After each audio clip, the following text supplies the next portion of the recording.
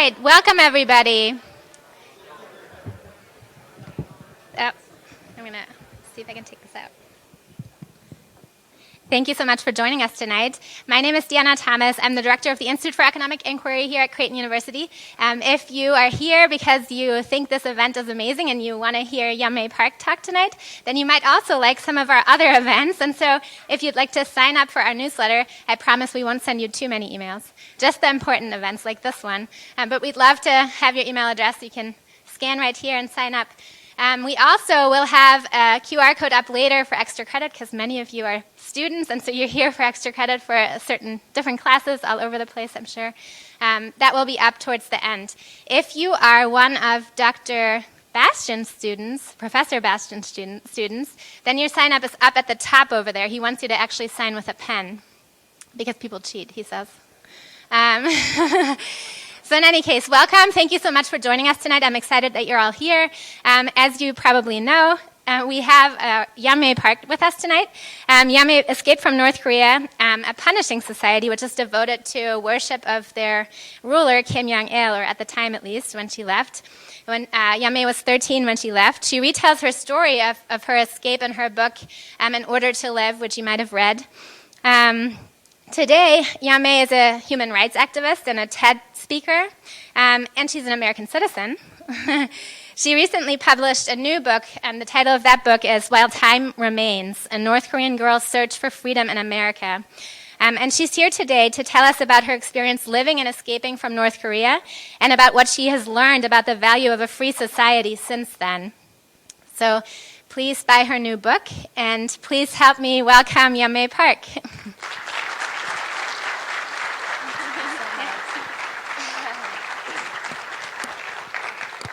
Good evening, everyone. If I stand behind there, I don't think anybody can see me. So I'm choosing to stand here. I heard that today there is a huge, important event. Basketball game is happening. Yeah, so thank you for making that sacrifice to be here in this, what a beautiful day to talk about freedom. I'm just under the weather a little bit, and I was thinking like, what a worse time to get a cold, right? A few years ago, cold was a normal disease. And now if you cough, everyone thinking like I'm going to kill them or something. Even though this is what I'm doing right now, going around the campuses and giving speeches, I still get nervous a lot. And whenever I get nervous, I tell myself, like this thought always coming to me. Even if I screw up on that stage day, at the end of the day, I'm not going to be executed. So, what do I have to lose, right?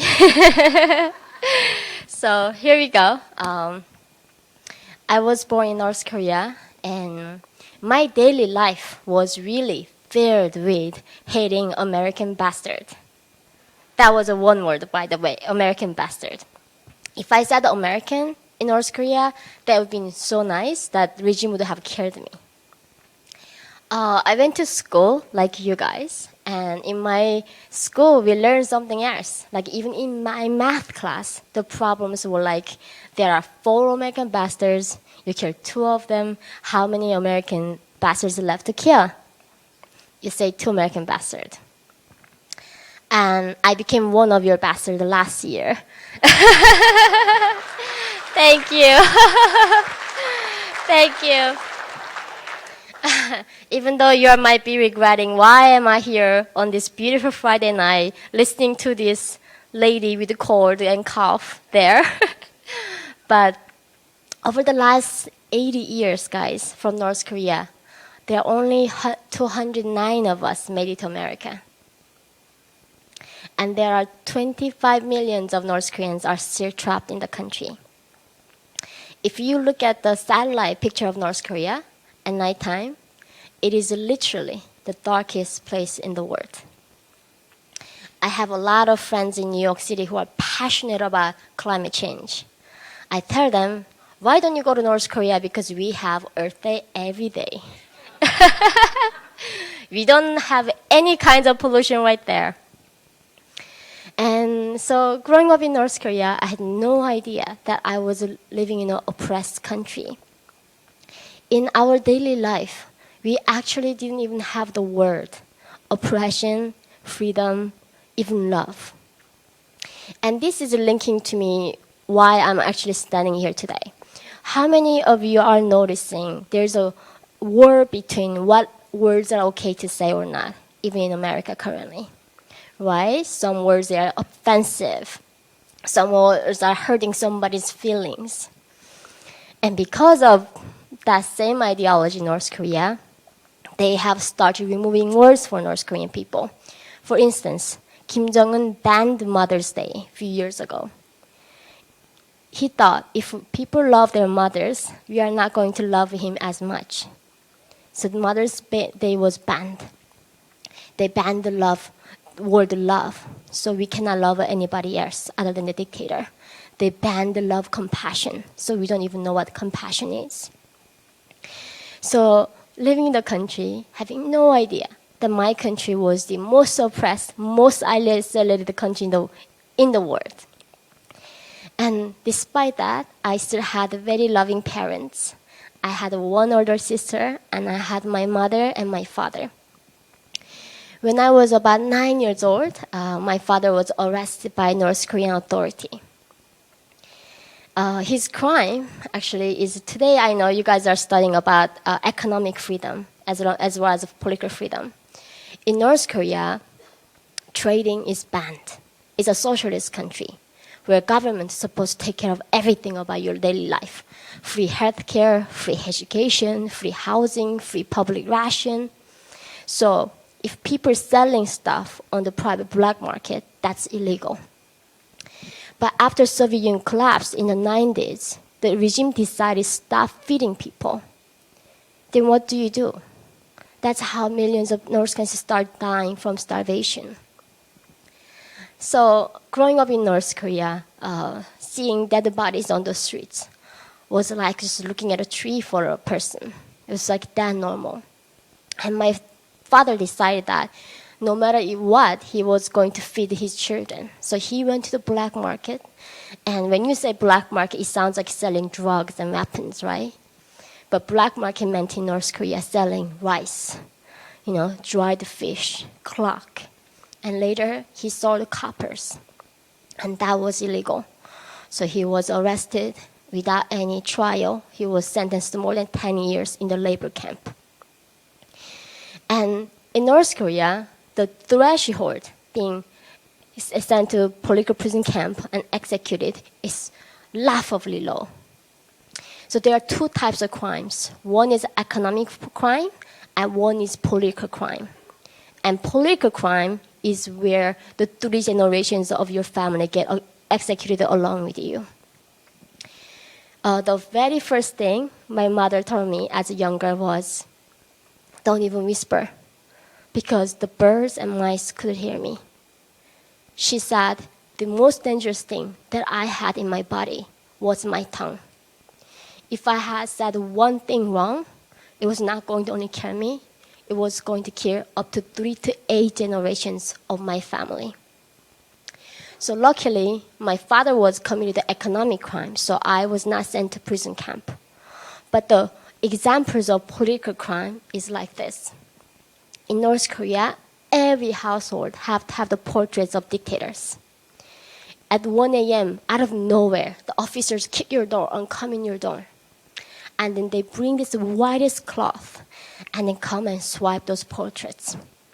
If they see a tiny little bit of dust gathered on their portraits, that's how you end up on the firing squad. That's how you get executed in North Korea. Now, under Kim Jong-un, when he executed his own uncle, he was not only just executing him, after executing him, he was making wild dogs to eat his body parts in front of everybody. And that's how he makes sure the North Korean people know that we have to obey the regime. By the time, when it comes to 2007, I could not find any more food to survive. When I was growing in North Korea, my daily life was eating grasshoppers and dragonflies and eating a lot of plants. And a lot of you looking at you like I'm an alien. It's very good for your diet. But I was actually noticing, now I came to America, there's a huge movement of where like World Economic Forum talking about the benefits of eating insects. It's like, hell no.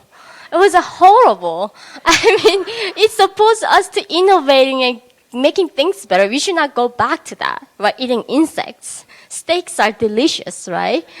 So I'm never going back to eating the insect. But that's what I had to do to survive. 2007, I was 13 years old, and one sister that I had, who was 16 years old, she escaped to China first. I wanted to go with her, but I was very sick that day. And my mother took me to a hospital, and guess what? It's a social paradise. We have free healthcare there, right? At the hospital, of course, we don't have electricity. We don't have any x-ray machines. Doctor literally rubbed me, my belly that afternoon and said, you might have some appendicitis. And he opened me up without any painkiller. It's very common in North Korea get an operation without any anesthesia. When the doctor opened me up, I remember I was fainting and screaming and losing my consciousness and come back. He realized I didn't have appendicitis. I was just having malnutrition and infection in my system. But he was embarrassed, so he still removed my appendix. So when I go back to North Korea, I'm going to sue that doctor. This is what I learned from America. After they stitched me back up, I still remember, because this is really the last week that I remember from my hometown. The nurse was going around the hospital using one needle to inject every patient. They used beer bottles as a drops. And there was no indoor bathroom, so we had to go to outside the bathroom as surgery patient. And in between from the hospital and to the bathroom, in between there was a piles of dead bodies piling up. And until this moment, seeing dead bodies was not something new to me, but it was a hospital. On the top of that body, there was a lady who was in her 20s or something. Her eyes were gone and her mouth was wide open. And you see rats are eating her eyes. And then they say, once we die, eyes are our softest tissue in our body. That's where rats eat first. And you see laughing children catching these rats. And these rats have a disease, so these children die. Then when these children die, those rats eating these children back. So we eat them, they eat us, this cycle continues. That's when I thought I had to escape, no matter what it took. So as soon as I got out of a hospital, I found a lady who wanted to help me to go to China. And we crossed the frozen Yalu River into China in 2007 in March. And actually, today is like March 24th, is that right? It was March 26th at the time. And my mother and I crossed that river. And as soon as we got to the China side, first thing that I was seeing was my mother being raped. And then these Chinese people were telling us, because of how many of you guys know the one-child policy that China had? Right, we know that, but we don't know who are the biggest victims of this evil policy when government decides what individuals can have, like when it comes to children. Of course, there's going to be horrible side effects, right? A lot of people aborted the girls. Even some girls who were born alive, they had to kill these girls. Otherwise, the parents was sent to prison camp in China. So the lack of now girls in China, there are 33 million Chinese men, adult men, cannot find wives because of this one-child policy by the CCP. So these men buy North Korean women as their sex slaves. They sold my mother for $65 in the 21st century as a sex slave. And they sold me for just above $200 because I was child virgin, and that was something valuable in China. I was separated from my mother from that point, and I was bought by another human trafficker. When he was trying to rape me, I was going to kill myself because it was too shameful. And then he said, if I sacrifice myself, he was going to save my mother, my father, my family for me. And he was a broker. He had that power. So I did become his mistress at 13, and he brought my family to me. But being sold as a sex slave in China is actually not the worst thing that can happen to you. There are 300,000 North Korean women just like me right now, hiding in China. They are sold into 4 different places. Number one place that buy North Korean women are the organ harvesters. They buy North Korean girls. They get their organs out, whatever they need, and they discard their bodies like pigs. Number 2 place they buy North Korean women are the brothels. They buy a girl, put in the room, there's even no window, get them raped like up to 500 times a day. They often don't last more than 6 months, and then they discard their body. And the 3rd place is where the countryside, where the village men come together, put the money, and buy a girl and gang rape her until she dies. And the last is where the families chip in, and brothers and cousins and everybody in that family do rape her. And that's how modern day slavery is continuing right here, while I'm standing here. And as a survivor of this sex slavery, I came to America in hope that we can end this. While our problem in America is having too much. And I've been meeting people like Jeff Bezos, Hillary Clinton, Nancy Pelosi, all these people passionately talking about Black Lives Matter, denouncing slavery, discrimination is wrong. And I've been going to those people in hope that we can end actual slavery that is happening in the modern day. And they all told me, as if I'm some crazy person, I'm so sorry what happened to you, but please don't tell people that I know you.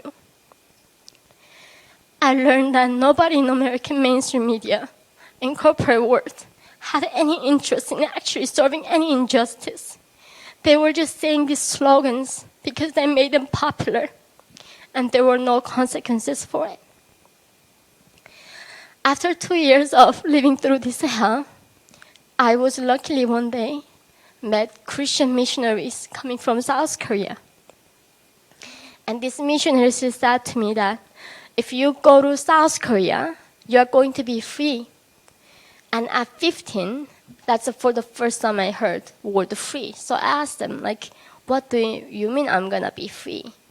And, how would you explain freedom to a North Korean? You're not going to tell them, freedom is freedom of speech and freedom of religion.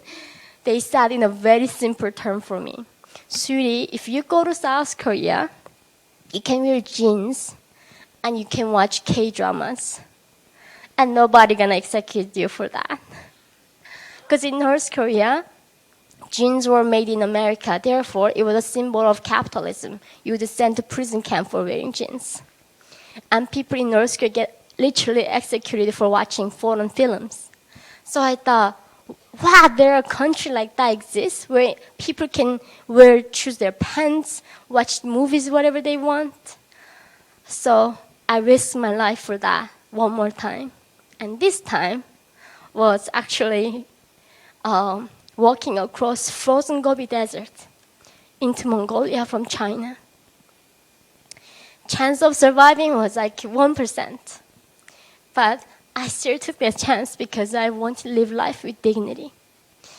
With some miracle, I didn't get killed in that desert, and I made it to South Korea from there when I was almost 16 years old. I came to America several years ago to study at Columbia University in New York City. And that's when I thought, my story ends here, right? That I'm going to the promised land, and everything gonna be fantastic. The very first day at Columbia University, on my orientation day, my jaw dropped. my professors were saying, all the problems that we have in the world right now is because of greedy capitalism and because of white men. The only solution to all these problems is a socialist revolution. And I was thinking, did I somehow go back to North Korean classroom? I mean, this is exactly the thing that my North Korean classroom, like teachers taught me in North Korea. And then I was talking to my classmates, like, why do you guys hate America so much? I mean, my classmates were wearing like $100 yoga pants on their green juice detox because they are, gaining too much weight by eating a lot of food. And telling me they are oppressed living in America. And I was like, why, how are you thinking you're oppressed? And then one day I made this major mistake. So in Colombia, before every class starts, we need to go around talk to everybody about our pronouns. Before your name, before your major, nothing matters. Just only thing that matters is your pronouns at Colombia. And I watched Friends, the TV show. That's how I learned English in 2014. And 2 years later at Columbia in 2016, at France, they did not talk about they as a pronoun. I did not learn that. And one of my classmates identify themselves as they. I called they him because it was a biological male. And in tears, how I make them feel so unsafe. And that's how example of oppression they are facing. And like, do you know that people are sold for a few $100s? During the pandemic, on Chinese biggest website, the Baidu, it's like Uber Eats. You order, and they deliver North Korean girl at your door to get raped by you for just a few $100 in the 21st century. And for these people, they have no clue what real injustice means. And then I asked them, so okay, give me more examples of why America is so horrible that we need to tear down the system. And they said, look at, on the street, there are homeless people and there are billionaires. In this capitalist system, we have inequality. And how are you not getting upset about this? This is an injustice. And I was thinking, like in North Korea, if you choose to become homeless and not do any work, what do you think is going to happen to you? They're going to send you to prison camp. Like literally in North Korea, if you want to commit a suicide, what do they do to you? They kill you. It's an irony, isn't it? Like you're going to kill yourself anyway, but they have to come kill you first. Like you have no right not to work in socialist countries. And the fact that there's a room for mobility, that you can work hard and you become a billionaire, you can become an innovator, is a sign of a progress. It's not a sign of oppression. Would you rather be like North Koreans, all equal, having no electricity, and somehow that's a progress? The enemy is poverty. Enemy is starvation. Enemy is a lack of freedom. It's not inequality. And I have been trying to use this message to tell people that in America, I see same, writings on the wall. So many people with good intentions. We need to do this in the name of equity. We need to hire these people, this many quota, because we need to be fair to the people. That's how socialism begins. And the end result is always the same. Death to millions of people. Death to individual people like us, not the ruling class. So I'm very grateful for Creighton University for having me and not canceling me, giving this platform to share my message. And thank you so much, everyone, coming out on this Friday. And we are going to be open to the Q&As. Thank you so much. Thank you. Thank you so much.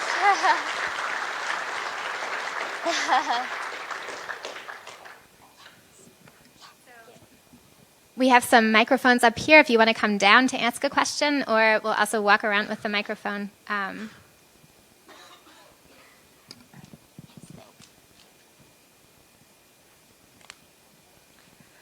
come on, you're not gonna get executed. I talked about it. I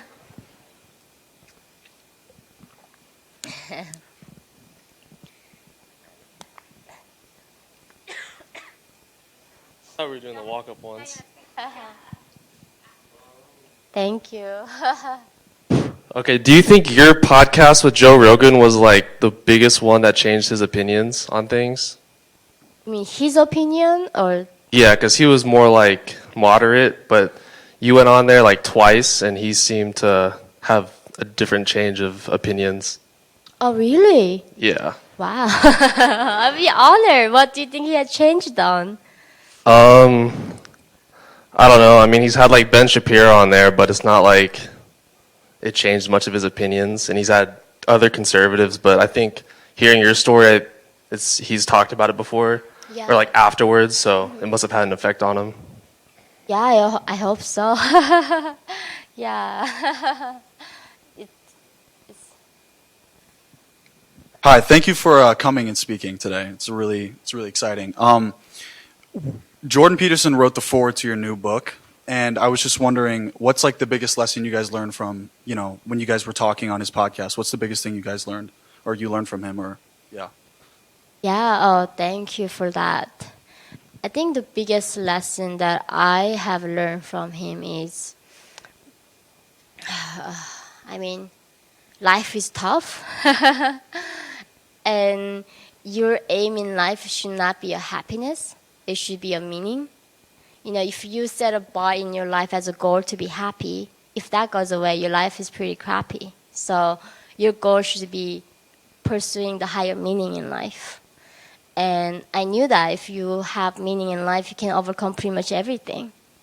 And I was really reminded by all of his lectures to have that meaning. And it's everything really. Once you have the meaning, life is amazing. You are so strong, you are so resilient. And in modern culture in America, they don't talk about meaning, just talk about however you feel. It's all about how you feel. And it's amazing what he teaches. Yeah. My question was regarding from your background and your experience. Do you think that the Korean Peninsula could ever be reunited? That reunification is going to be a lot harder. So North Korea and South Korea are almost divided for almost 80 years now. And even our physical appearance look different. South Koreans are 5 inches taller than us because of malnutrition that North Koreans are going through. And North Koreans are so isolated to the point they don't even know what internet is. So I feel like at this point, we should treat to Korea as a separate country. It's not even the same country anymore. And yeah. I was just wondering, how did you overcome your biases against America? Would you give me an example of what kind of biases? Well, it seems as though you kind of grew up hating America, like they would indoctrinate you like that. So how did you overcome that bias and become more friendly towards America and its culture? I'm so grateful you asked a question, actually. So a lot of people are saying, what are you going to do with North Korean people? 25 million of them are so brainwashed by Kim Jong-il and Kim Il-sung, right? And they look like robots marching on the square. They don't even look like human beings. How are we going to show the light to them? And I always say, light does not have power. When I came to America, the first lecture I gave, it was in a room like this. And I stood there, I was so shocked because everybody looked the same to me. So when people say Asians all look the same, I'm completely fine with that. But you can never go in a world. I've been traveling pretty much a lot of countries by now. Americans are unbelievably open-minded and friendly people. And this is the only country actually North Korean can become American and not getting criticized for their background. Even in South Korea, I faced a heavy criticism, even though I was saying Korean to them.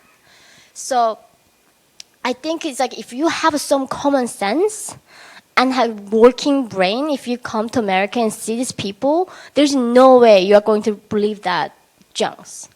And you're gonna fall in love with this country right away like I did. So yeah. Hello.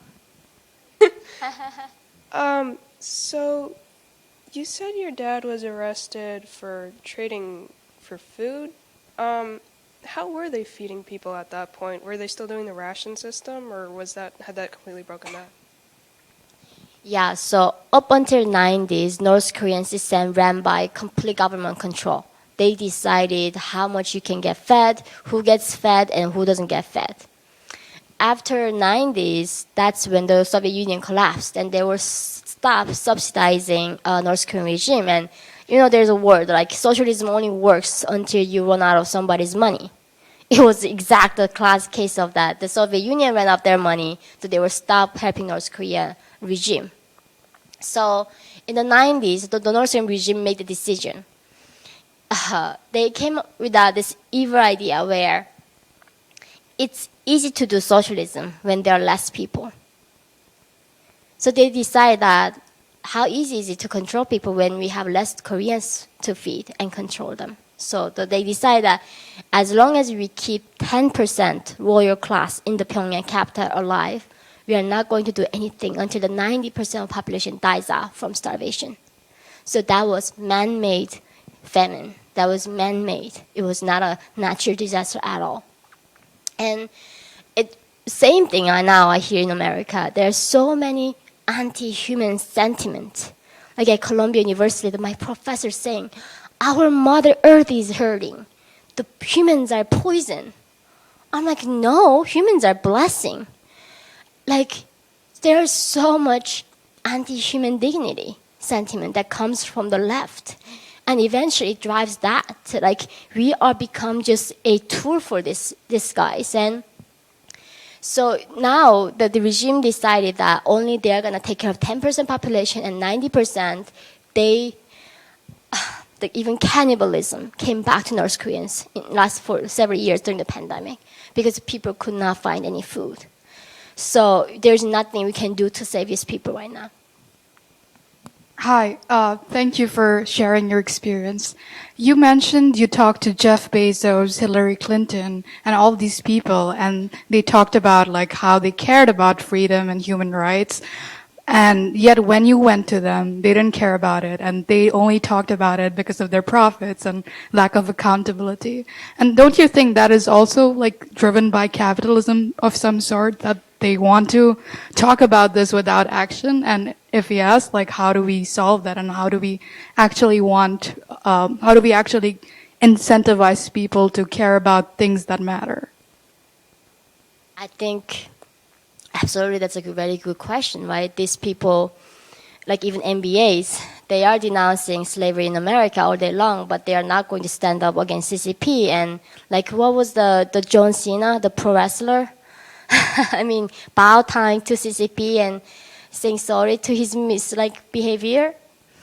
It's all driven by profit. I completely agree with that. But why I still believe in capitalism is that we still allow this kind of free debate. We can call out these businesses. And what is, to me, being a capitalist and living in a capitalist society is why is it so empowering is that I have a power to vote by my buying power. You know, I really like, when we go to grocery stores, like there are 10 different thousands of choice of toothbrush. And they say, we support economic, climate change. Our bottle is made of biodegradable, blah, blah. And you can buy those products to show your preference. In socialist systems, you don't have that. So I think that's why I think it's our job as a free citizens living in this free country to show our preferences, and that we want the business leaders who respect human rights, that has integrity in it. And so I don't think it's ultimately a capitalist problem. It's more about the corruption in human virtue and in our morality. Yeah. So thank you.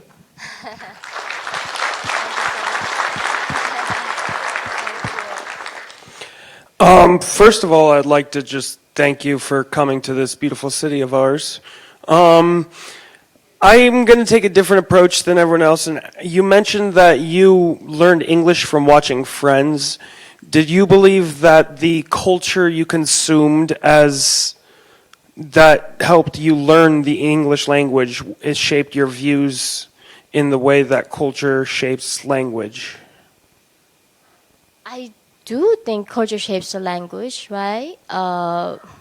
But initially, I learned English by watching Friends, but I had to do way more than that. I had to read way more books, listen to way more news to come to this point. So I think initially starting point was definitely Friends, but nothing. Have any examples of the books you read? Right. This is funny story. When I came to America, at a conference at the end, somebody came, and then at the end of the conference, he gave me a hug. It's like, and I was so stirred. I was like Korean. I was very conservative. It's like, baby, don't worry, I'm gay, and I have no idea what that is. So I was like freaked out. Like, why is this guy hugging me? So I go to my hotel room. I Google it, gay. I was like, oh, okay, that makes sense. And then next time I met him, like he's like, okay, what do you like to do? It's like, I like to read. It's like, what do you like to read? And at the time, I was reading On Liberty by John Stuart Mill and The Law by Bastiat. And then he was like, thank you. It's like, what do you think about owning a gun? And it's like, of course. I mean, imagine if North Koreans had guns in their hands. No regime ever can do that to their citizens. If they come to my home, took my father like that, I would shot the guards with my guns. No mom gonna let their child die if somebody come get their children. You're gonna fight back to death, right? No country ever been in slavery like that if the citizens had a right to defend themselves from the government. I see my opinion is very strong on the gun. And they were like, I respect that, but darling, if you say that to anybody, you're gonna get canceled. Don't talk about that ever. And I did not talk about that until like 2-3 years ago, living through the pandemic, and I was realizing America is also not immune to tyranny. This country can be so easily become like China and North Korea if we do not stop and push back. So, yeah. Thank you. I had a question. Earlier, my friend and I were talking about the potential futures for North Korea. We brought up the fact that Kim Jong-un is relatively sickly. He's been having like, increasingly bad health. There's an issue with his sister politically, and he has no current heir. Like, if his health continues to deteriorate, what kind of future do you expect for North Korea in the relative decade? Kim Jong-un has 4 children, and his daughter is with him right now. He has a son who's like 12, 13 years old right now, and his sister, actually, they are not conflicting. She's very politically aligned with him. But what you need to understand is that North Korean regime is not staying there in power by themselves. This is thing like run by the CCP. North Korean regime is there because CCP is putting them in the power. So even if Kim Jong-un dies out right now, they are gonna replace Kim Jong-un. So if we do not change CCP's policy on North Korea, there's no way you can see a change in North Korea. And this is why I remember last year, in order to leave my first book was trying to make a movie in Hollywood studio, one of the studios. And the producer sent me a movie script. And in the script it says, China was my promised land.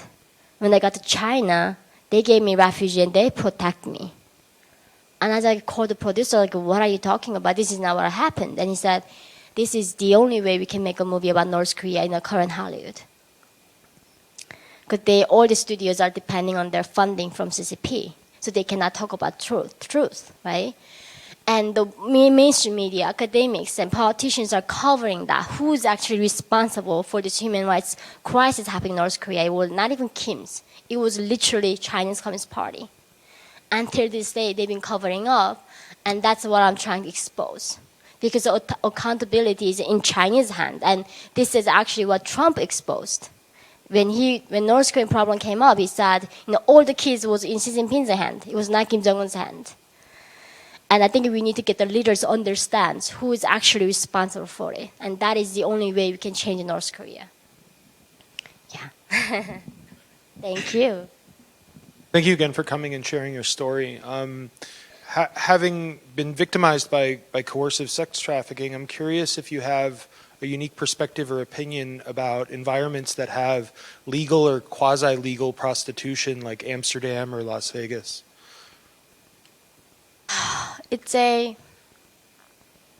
That is a thing, like, it's really 100% honest. I never understood that. You live in a country where there's food and freedom. Why would anybody choose to do that voluntarily, right? But I don't think it's my place to understand that position. But the only thing that I see very scary, I have actually a son who is 5 years old now, to raising him in a society, this modernity, where everything is okay. There's no good and bad. There's no morality. Just everything is however you feel. And the society, when they stop touching morality, I think that's very scary to me. So I guess it's a parent job to do that at home, right? And I mean, of course, I'm not a big fan of that word at all in any way, but it's very hard for me to make that judgment for those people who choose to do it by free choice. Yeah. What are your thoughts on the abortion policy here in the United States? Do you feel like it's kind of similar to the one-child policy in China? I think the beauty of having 50 different states is that you can come up with whatever the law that you want to live under.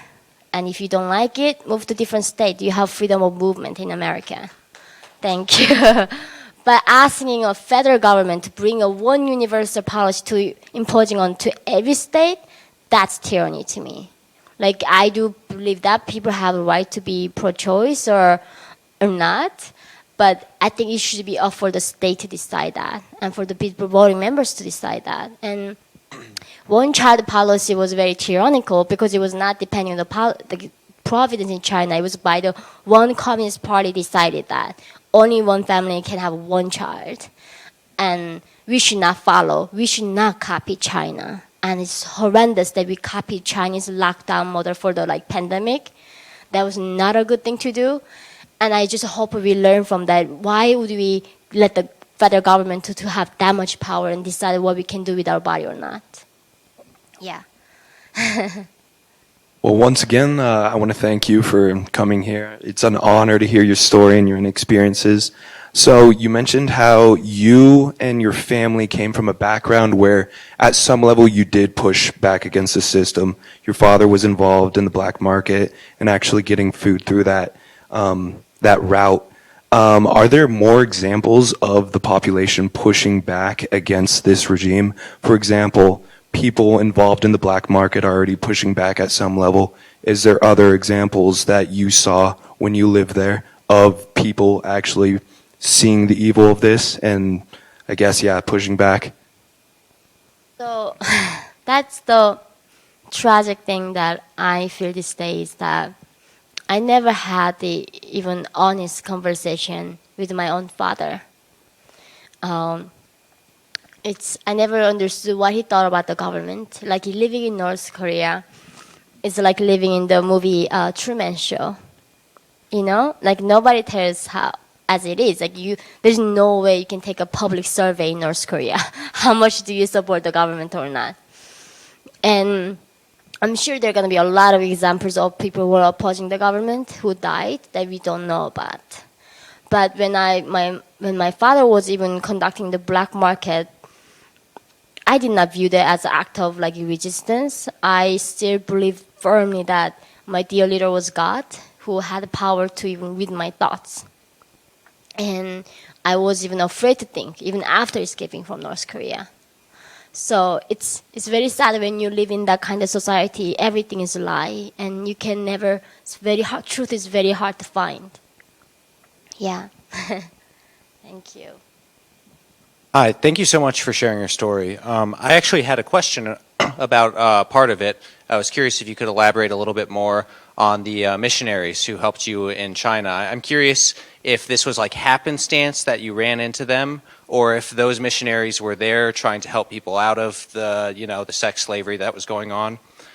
So could you let us know a little bit more about that? So, so after I ran away from, no, actually the human trafficker who bought me, who was letting me go in China. And at 15, where do I go in China? I actually went to the restaurants and begged them, like, I can wash dishes, I can clean the restaurant, just give me a shelter to sleep and eat. And they said they could not even give me that job, who was cleaning the dishes and working the restaurant. So the only place that I could end up is something called the chat rooms. There are people make rooms with cameras, and they put these girls in the room, and then they have a sex chat with the customers. And for the price of us getting that place to sleep and eat, they make us work there. And I thought that was extremely better than getting to a brothel and getting raped in person. And in this chat room, there's a lady across us who lived there. And somehow she knew the missionary numbers. And she told us, like, there are missionaries from South Korea, and, if we want, we can go. And she was too afraid to go that journey by herself, and she asked us to join her, like my mother and myself. So that's how I heard about the missionaries. So I don't know how they reached her, but that's how I heard about them. Yeah. You've talked in the past about how the North Korean regime modeled their ideology behind the Christian tradition, and I was just wondering how that affected your relationship with religious belief now that you're out of that. Exactly. So, believe it or not, Kim Il-sung was raised in a very devoted Christian family. His uncles and mothers were working in the church, and Pyongyang was actually the east of Jerusalem. They had a huge revival of Christianity before the Korean War, before this. So when Kim Il-sung came into power, he realized that how can he be a god? So he decided to copy the Bible. He copied the Ten Commandments, and then he made himself like God. Like he told us that we love you guys so much, I give you my son Kim Jong-il. His body dies, but his spirit is with us forever. Therefore, he knows what we're thinking, how much hair on our head. So he copied exact that doctrine that Christianity had. And then when I got out, I got to South Korea, I heard about actual God, and initially I became an atheist. I was sick of belief, like why do I have to keep believing something to survive, And especially something so much resembling of the dictatorship in North Korea. And I came to faith 5 years ago when I gave birth to my own son. In the hospital, I had this human being in my arms. I was thinking, this is a miracle. There's no way I could have done this, And it's a humbling thing. You cannot resist God there. But so many people, copying God and pretending they are and trying to control people like that. So, yeah. Yes. Hello.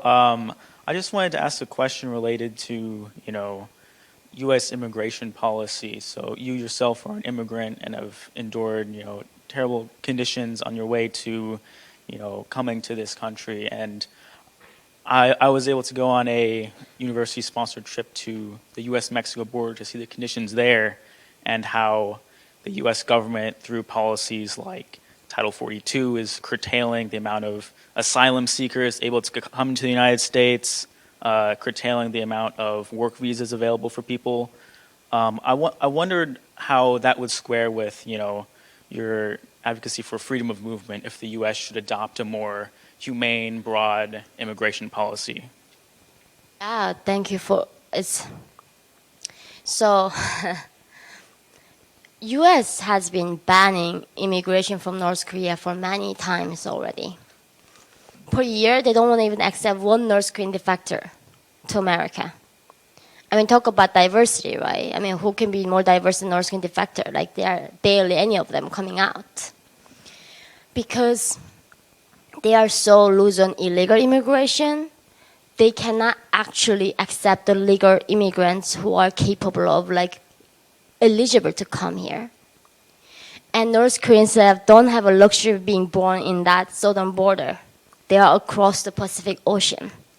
And none of them can come illegally here, right?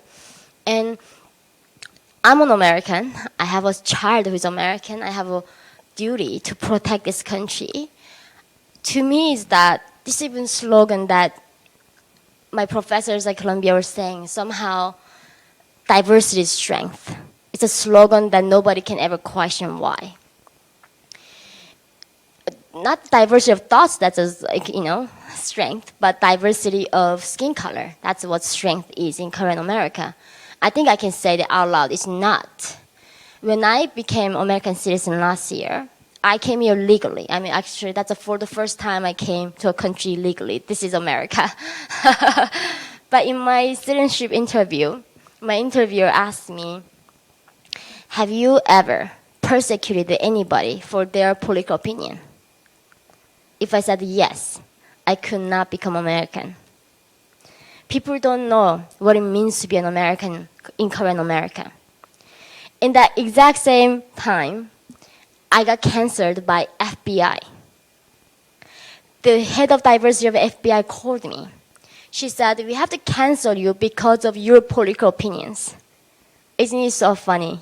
That person needs to be kicked out of America because that person cannot become an American. If you do that, you are not American, seriously. So this is what strength is. People understand the meaning of liberty, meaning of being a citizen for this free country. Not just the pure skin color, that's what's going to save us eventually. We need to have a unifying belief that we all truly believe in and fighting for.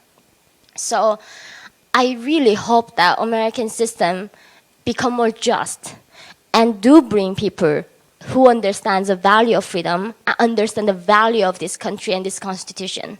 Not just anybody because their skin color is just diverse and different. And yeah, I mean, just whenever I hear this, like the language, like diversity is strength, like how do you know that's a strength? And of course, as soon as you question that political correctness, they name you as a bigot and racist and Nazi. And they tell me that I cannot understand oppression because I'm a white passing person. Did you guys know that? To an actual person who was been into sex slavery, they call me that I don't understand oppression because my skin color is not dark. And that's how we know this country gone too far and it's time to go back to somewhere that was normal. Yeah. Hi, this is the second time I've heard you talk, and it's been unique each time. I really appreciate it. I was wondering, since it's been a number of years since you left, how do you stay informed about the current state of North Korea now that you've been here for so long? Yeah, there's a reason why I'm on the killing list of Kim Jong-un. I have a lot of brokers in North Korea that I work with, so we smuggle funds from China to North Korea through the border, and they get the Chinese reception because North Korean calls cannot make international phone call. So once we call Chinese phone, the North Korean person can answer that phone from North Korea. And I work with the Human Rights Foundation that we send the leaflets. Have you guys heard about the balloon launches? So we're sending these balloons, the leaflets that has like Bible and the truth in it. We send them to North Korea, try to free people's minds there. So I get in touch with the people who are currently in North Korea, and that's how I get information out. Yeah. Hi. Oh, here. How are you? So this week we saw on the news this very scary meeting from Xi Jinping and Vladimir Putin when he was saying at the end, like, we're preparing some big changes that the world hasn't seen in 100 years. And the same way we're here listening to you and all these terrible things that are happening now in North Korea. And we have also seen what is going on in Turkey, in many countries in South America. It's crazy to say, but democracy is in crisis in the 21st century. This is something very scary. However, I think there's a problem with awareness. We aren't aware of, for example, here or in my country, we aren't aware of what is really going on, and sometimes that's why we start criticizing our own liberties, our own rights. What do you think is the most effective way of raising awareness, of knowing more about history, about what is going on, about how to fight back of what we're gonna see maybe in the following years or decades? I think luckily we are living in a democracy in America, at least, right? There's a lot of countries where election is a joke. In North Korea, we have elections, but on the ballot box, we have only one choice, and it's an open ballot box with the officials with the guns standing there. So even though you elect a leader, it's not really your free choice. I would say it's almost scam. And in democratic system, we have, we are the ones who have power to hire these politicians to do our job, what we want to represent. But in other countries, I think that's a very good awareness. When I go to people talk about human rights and do this work, people keep asking me nobody goes ask animals activists why do I have to care about dolphins? Why do I have to care about puppies? I have a lot of friends in New York who care about animals. They go Canada Goose store, pour the blood on their bodies, and fighting for these little ducks. That's lovely. But when it comes to somebody who fight for human rights, they keep asking me so tell me the reason. Why do I have to care about human rights? And I'm are you not a human being or something? What do you think? If something happens, all of us lose liberty, like North Koreans did and like Chinese did. I mean, nobody's free. Who's gonna fight for us? Do you think our dolphins gonna fight for us? Do you think puppies gonna speak for human rights?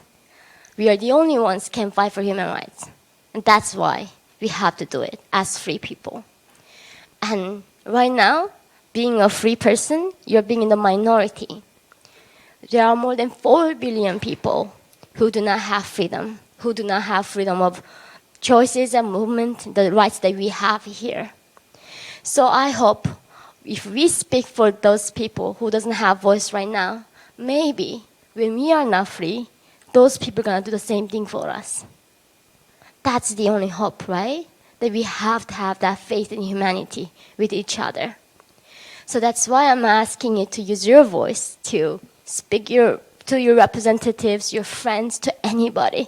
Talk about this tyranny that is rising all around the world. And someday we can get the help from other people.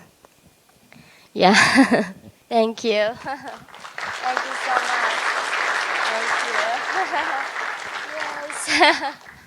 I'd like to really say thank you for taking the time to come out and speak so articulately and so passionately about your beliefs. And that brings me to my question that you talk about how when you reached Columbia, you faced a lot of professors and a lot of individuals and peers that had very differing opinions and a very strong opinion at that. And so I was just curious, how did you come to articulate these beliefs so strongly? Was it because of a lot of your personal experience that you relied on, or were there certain sources of literature or certain mentors or certain professors in the minority there where you felt like you really got this sense of understanding of pro-capitalist ideology? Where did you kind of find this source and this start of beginning to articulate your experiences into this sort of ideology? Yeah, I mean, to understand how socialism sucks, it's very easy for North Korean because it's not a theory for us. I lived through it. For these professors, Marxism, socialism is like a theory in their textbook, in the AC, the conditioned room. So for me, how that actually come to life, it's very easy to understand why that doesn't work. And understanding the modern, the Enlightenment ideas and the Western civilization, I had a fortune of reading these books, great Western classical literature. And there's a reason why these books are banned in all dictatorship countries. Because these founders, these thought leaders knew so much of our world than we did. So now, I feel like if the people going on like TikTok and social media and looking at like 30 minutes videos and think that's how the world works. That's how the civilization ends, really. Thank you. Yeah, so I really hope. Thank you.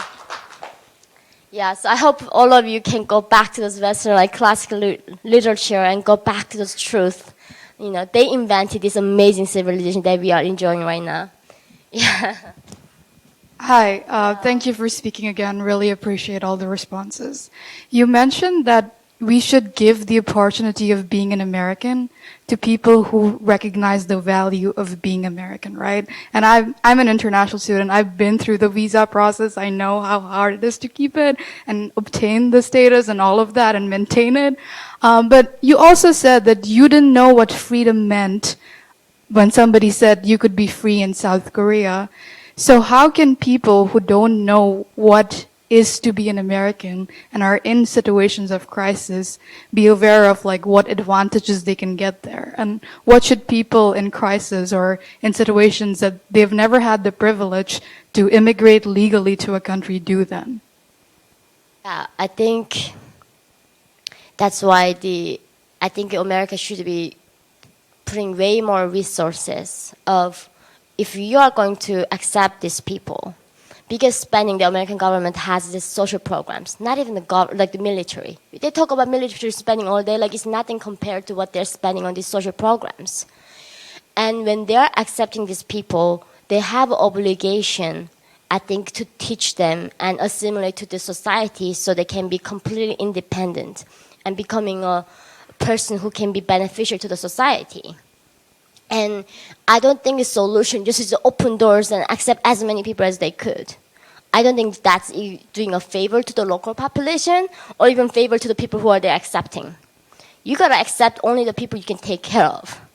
You know, you can be responsible. It's like having children. Yeah, I have a perfect organ that works. I can have 20 kids if I want. But if I cannot take care of 20 kids, it's not a right thing for me to do that. Right? It's like how many people who should not be parents become parents. I think for me, like that's how I understand. If the governments cannot have these people come over and then teach them these values and help them to assimilate, in a smooth way, then they should not be just accepting them all. And that's how you create a chaos. And I mean, that's how I live. In a perfect world, this problem should not happen, but the world is not perfect, and the world is not fair. The world is very difficult, and this is a truth.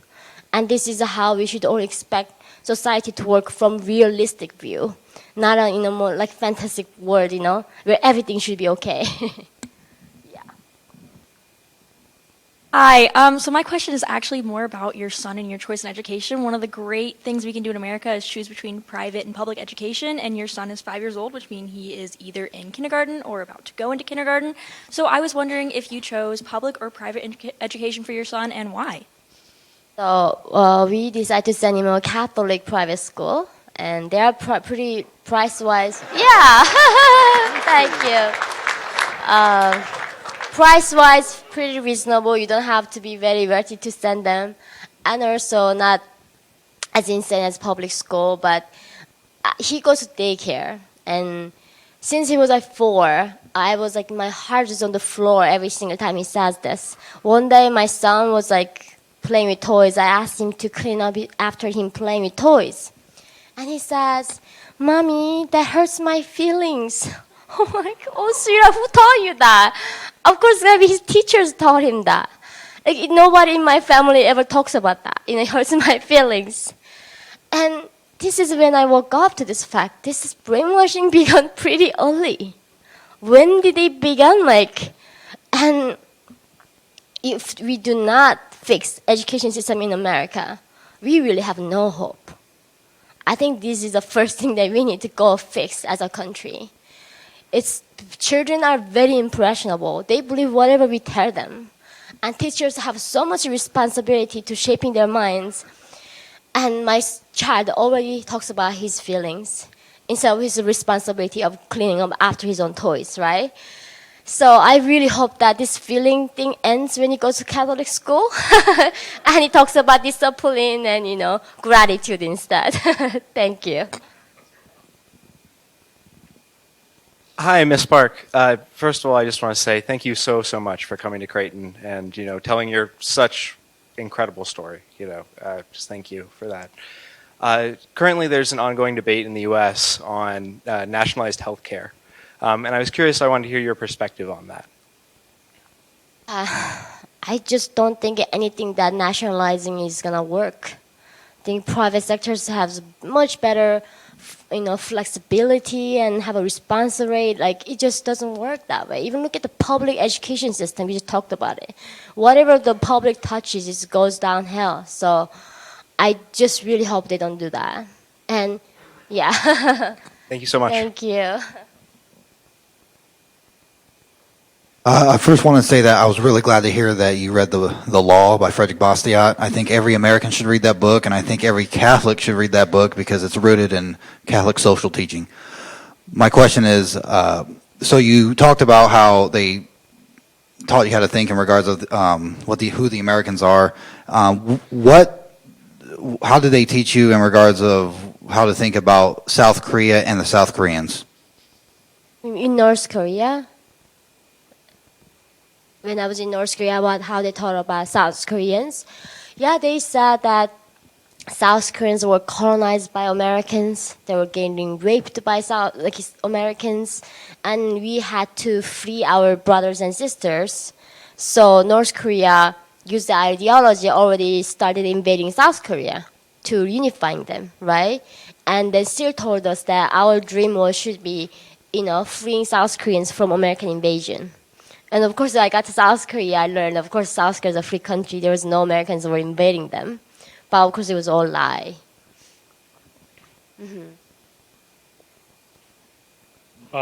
Thank you for your courage.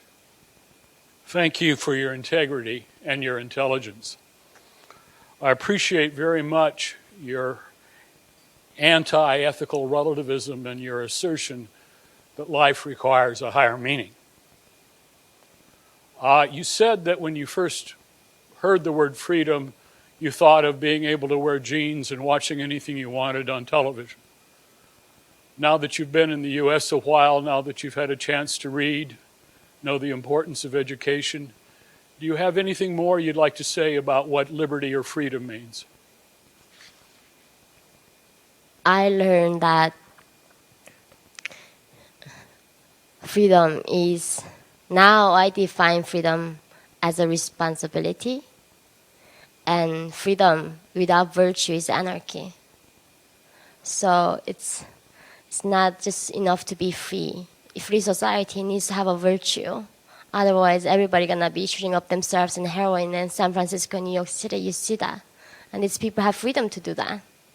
And I think America moved from the Judeo-Christian values and become more modern, atheist societies, and it becomes freedom creates more anarchy, and they keep thinking somehow freedom is a problem. Of course, it's not. It's that losing that value, losing that virtue was a problem.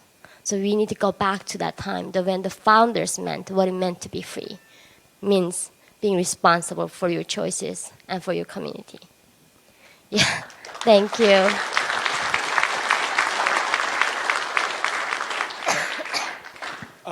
Thank you for being here.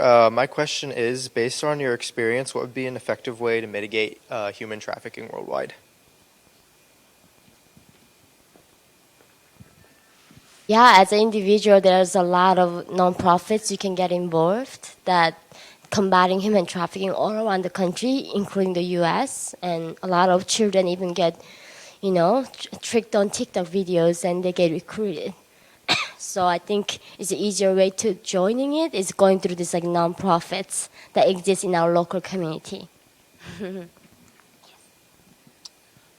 So my question would, I'm a student here at Creighton Law, and my question for you would be, when I hopefully pass the bar here this summer, what advice would you give to future attorneys as to advocating for people who have had experiences like you? Oh, thank you. I'm so humble for that question, because in North Korea, I did not even know what lawyer was. Here I am standing here. I think I have way more to learn from you than you. I don't know. I think the law should be applied equally to anybody, and especially this, the political opinions should not be the things they consider. And I hope it continues that way, that until you're found guilty, you are innocent. And in America now, more and more, the law is applied very much in just way. Like, living through Me Too, it was really weird. Like, everybody say, you should believe women because they are women. And now nobody knows what woman is. Like, what's woman? And nobody's like, it's how you feel. It's like, it's just, this rhetoric, just everything getting confused. So, yeah, thank you.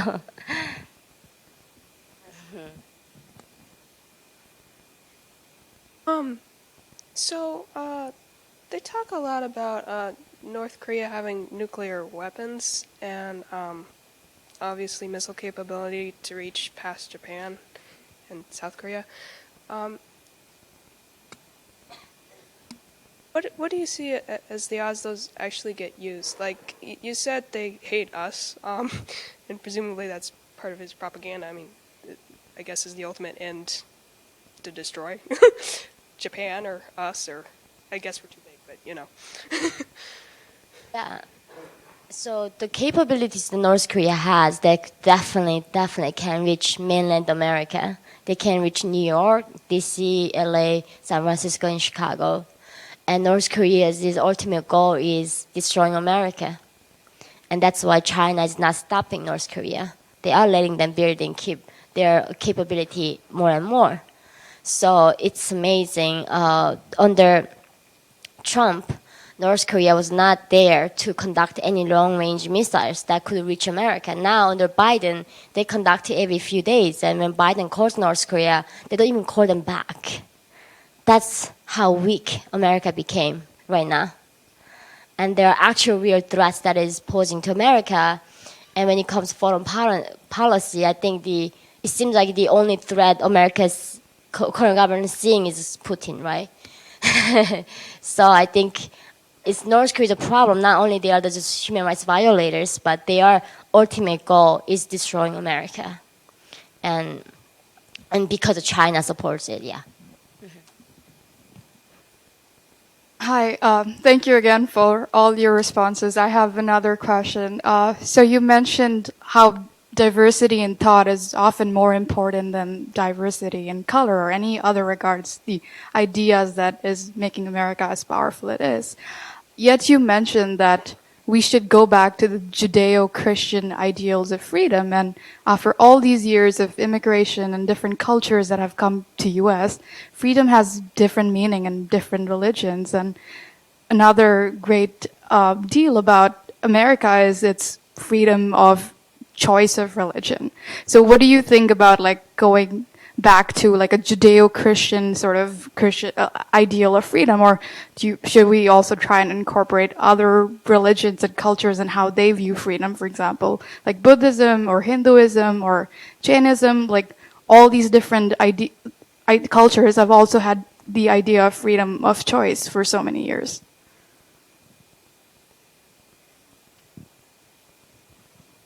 Oh, that's a very good question, and I know I'm on a spot. Everybody thinking, what you gonna say now?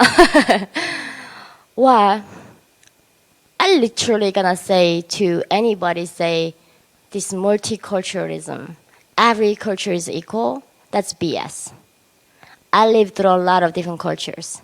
Not all cultures are equally ethical and good. There are some cultures that is good, and maybe less bad. So let me start from there. So maybe we can find the components in some good things in a different culture and different faith-based. But I got to say, my country, Korea, was colonized by Japan for more than 30 years. And I often joke, wow, I hope that we're colonized by UK. We're a lot better.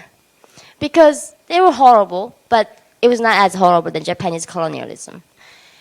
And you can be subjective or objective any way you say.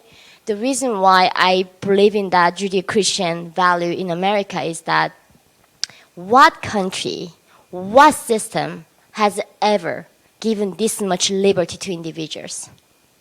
and brought this much prosperity and this much of just abundance of goodness.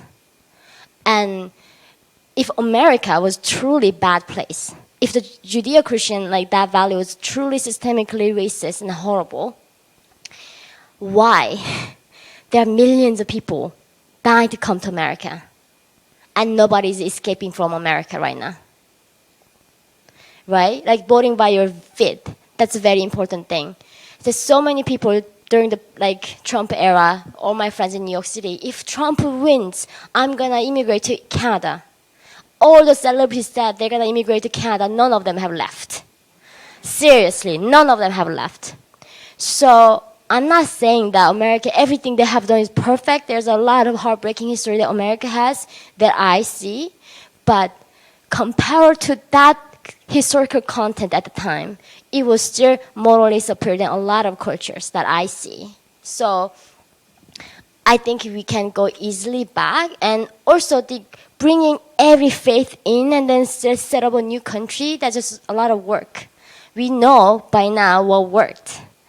And respecting individual liberty, respecting people to have a belief in different faith. Hinduism, like any faith, that's okay. Like governments protect them to have that belief. It works. So this is so far the most tolerant system that I've ever seen, that we've ever had as a humanity. This country has been the best country in human history, not just in the world, not in the contemporary world. In entire human history, this has been the best country. So I do believe in the foundation of this country, and it is something special, and it is deserving defending for that value.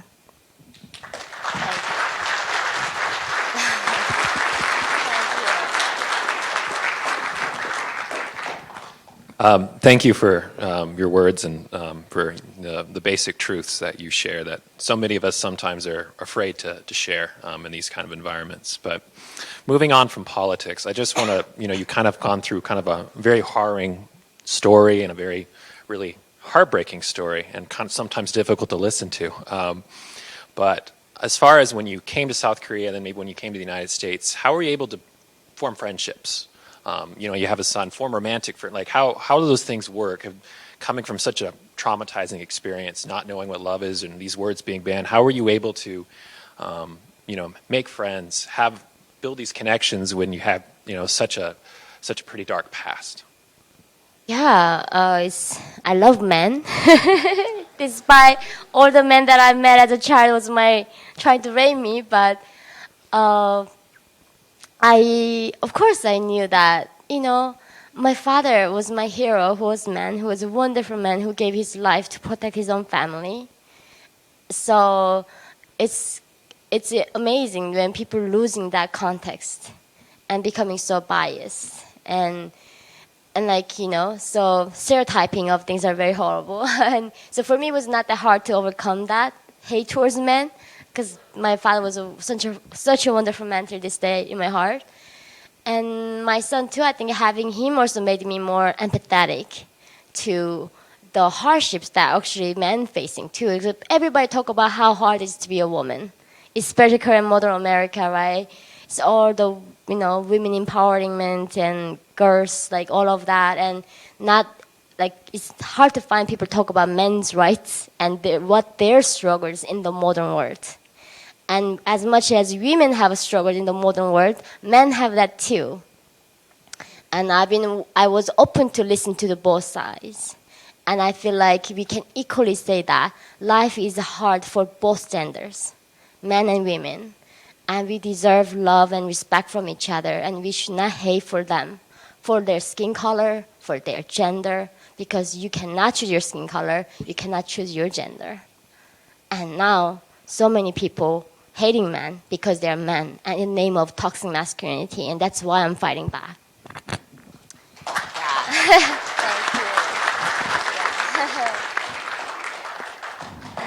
Okay. Do you think Joe Biden and his family are compromised by the Chinese? And would you ever let your kids have social media? Well, let's answer the first one. I will not let my child have social media. for sure not. As long as he lives under my roof, that's not gonna happen. You know, like I'm a mother, and I don't believe that everybody. It's in America almost like your parents. You're the children's servant. Children can never do wrong. They say you cannot say no to children. Like, of course you can. They don't know anything. So of course not. With Joe Biden's Chinese policy, I would say that the amount of hate that he has towards Putin and Russia's threat to democracy, if we had just half of that urgency to China, would have been enough. But even that didn't happen. So now, I mean, we have spy balloons going all around the country, literally from China. And I just don't think, I don't know how to say it, but I think we need to get a leader that understands the threat of China for all our existence.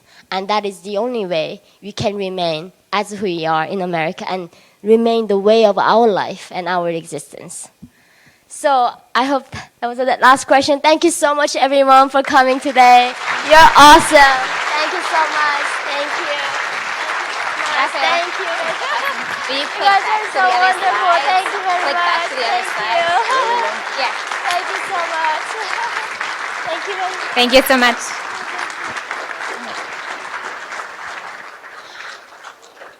Thank you so much, everyone, for joining us. We really appreciate all your questions and your time. If you do want to sign up for our mailing list, go ahead and scan that QR code, and we hope to see you at the next event. And now, go have fun watching the game, I guess. Go, Jace!